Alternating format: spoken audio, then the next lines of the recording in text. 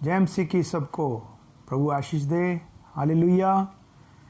आइए हम एक वचन हम देखते हैं यहाँ पर गिनती और उसका 20 अध्याय और उसके 7 वचन से लेकर के हम 12 वचन तक अगर हम पढ़ते हैं तो लिखा है, तब यहोवा ने मूसा से कहा, उस लाठी को ले और तू अपने भाई हारून समेत मंडली को इकट्ठा करके उनके देखते उस चट्टान से बातें कर, तब वह अपना जल देगी।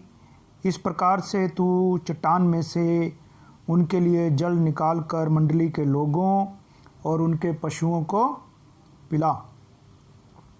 यहाँ पर परमेश्वर ने मूसा को एक आज्ञा दी है, चट्टान से बातें करना। चट्टान से बातें कर और तब वो चट्टान पानी देगी,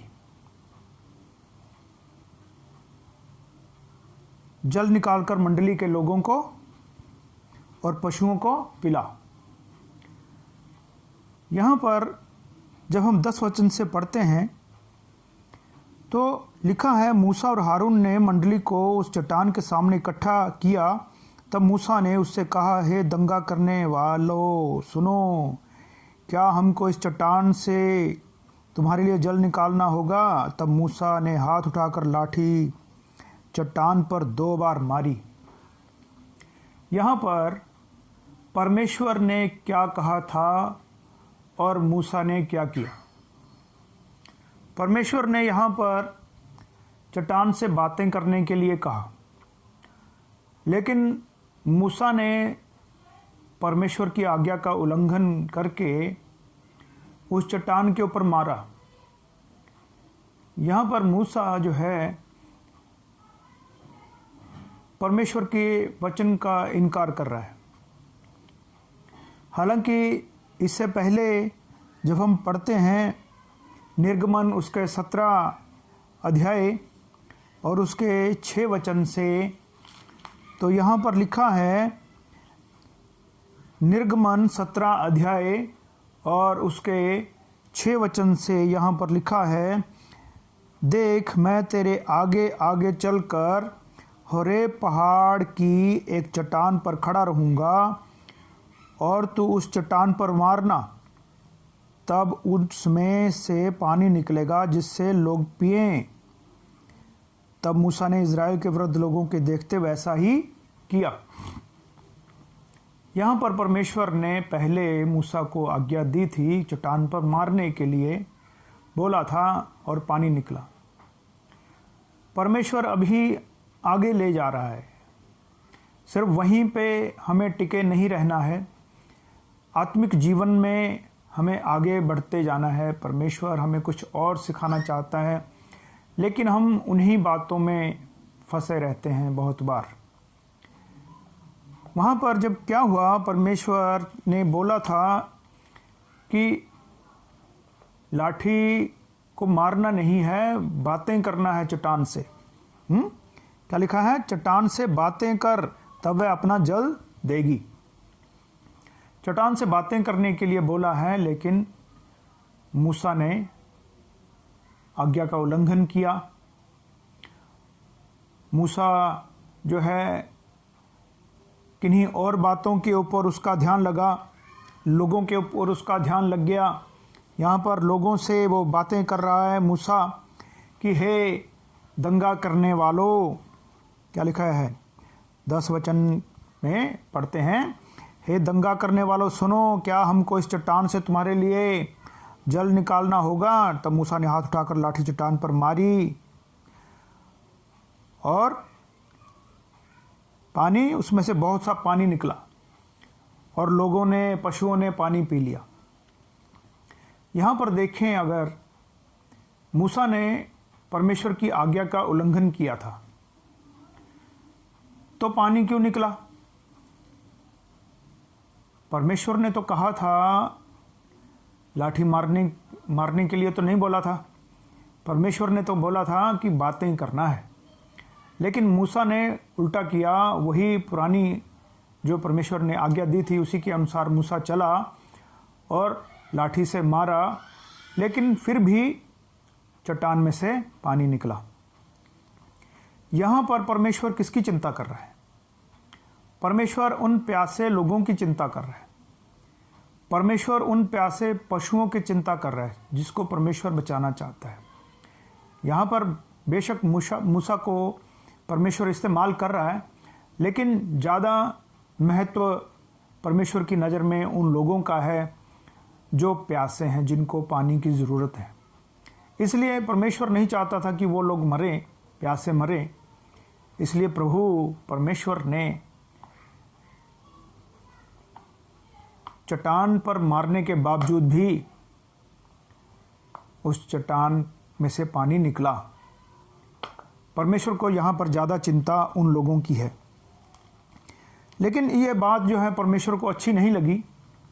12 वचन में हम पढ़ें, परंतु मूसा और हारून से यहोवा ने कहा, तुमने ये जो मुझ पर विश्वास नहीं किया और मुझे इज़राइलियों की दृष्टि में पवित्र नहीं ठहराया, इसलिए तुम इस मंडली को उस देश में पहुंचाने ना पाओगे जिसे मैंने उन्हें दिया है। यहाँ पर परमेश्वर आज्ञा का उल्लंघन होने की वजह से उस समय परमेश्वर ने लोगों की प्यास को तो बुझाया है, लेकिन जो वादा परमेश्वर ने किया था कि कनान देश में लेके जाने का, वो परमेश्वर ने यहाँ पर उल्ट दिया।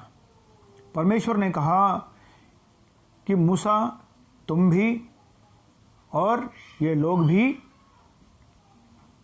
कनान देश में, उस प्रतिज्ञा के देश में, जो प्रतिज्ञा परमेश्वर ने की थी, उसमें जाने नहीं पाओगे। बहुत बार ऐसा होता है, परमेश्वर की आशीष परमेश्वर के लोगों के ऊपर बनी रहती है। वो आज्ञा उल्लंघन करते रहते हैं और हम सोचते हैं कि परमेश्वर इनके साथ है, लेकिन ऐसा नहीं होता। अगर हम परमेश्वर की आज्ञा का उल्लंघन करते हैं और आशीषें हमारे जीवन में फिर भी बनी रहती हैं, तो ध्यान रखिए, हम उस देश में जाने नहीं पाएंगे। हम यहीं मर जाएंगे, हम यहीं रह जाएंगे या कहीं और चले जाएंगे। हम उस वादा किए हुए देश में, उस स्वर्ग देश में, हम ना तो खुद जाएंगे और ना दूसरों को जाने देंगे जो हमारे साथ आज्ञा उल्लंघन में शामिल होंगे। हो सकता है हमारे वचन के द्वारा दूसरे लोग स्वर्ग का रास्ता पकड़ लें, स्वर्ग में जाने के लिए परमेश्वर उनको तैयार करे, लेकिन हम जो वचन सुनाने वाले हैं, अगर हम आज्ञा का उल्लंघन करेंगे तो हम तो नहीं जाएंगे, ये बात पक्की है। हो सकता है हमारे पास यहाँ पर इस संसार में बहुत सी आशीषें हों, बहुत सी बरकतें हों और परमेश्वर हमारी प्रार्थना को सुनता हो, लेकिन उस स्वर्ग देश में हम जाने नहीं पाएंगे। एक वचन हम और पढ़ते हैं यहाँ पर, 1 कुरिन्थियाँ उसका 9 अध्याय और उसके 27 वचन से यहाँ पर कुछ ऐसा लिखा है, परंतु मैं अपनी देह को मारता कूटता वश में लाता हूँ, ऐसा न हो कि औरों को प्रचार करके मैं आप ही किसी रीति से निकम्मा ठहरूं। प्रचारकों के बारे में परमेश्वर का वचन हमें सिखाता है पौलुस के द्वारा, दूसरों को कहते रहना और खुद ना चलना, तो ये तो अच्छी बात नहीं है। दूसरों को सिखाते रहना, पौलुस यहाँ कहता है कि मैं अपनी देह को मारता हूँ, कूटता हूँ, वश में लाता हूँ। हमें अपनी देह को मारना है, कूटना है। कैसे? हमारी जीभ कुछ मांगती है, देह है, हमें इसको मारना है, कूटना। अगर वो चीज़ हमारे लिए ठीक नहीं है तो हमें उसे रोकना है। हमारी आंखें कुछ देखना चाहती हैं जो आत्मिक ना हो, हमें अपने शरीर को मारना है, कूटना है, उसको वश में लाना है। हमारे कदम कहीं जा रहे हैं, शरीर हमें ले जा रहा है कहीं पर, हमें अपनी देह को मारना है, कूटना है, वश में लाना है। शरीर की बातों को नहीं मानना है, शरीर फंसा देगा हमें। यहाँ पर लिखा है अपनी देह को मारता हूँ कूटता हूँ। अपनी देह को मारें कूटें। दिल करता है आप आज दारू पी लें, दिल कहता है, शरीर कहता है थोड़ी सी दारू पी लें, ठंड बहुत है, तो हमें अपने शरीर को मारना है, कूटना है।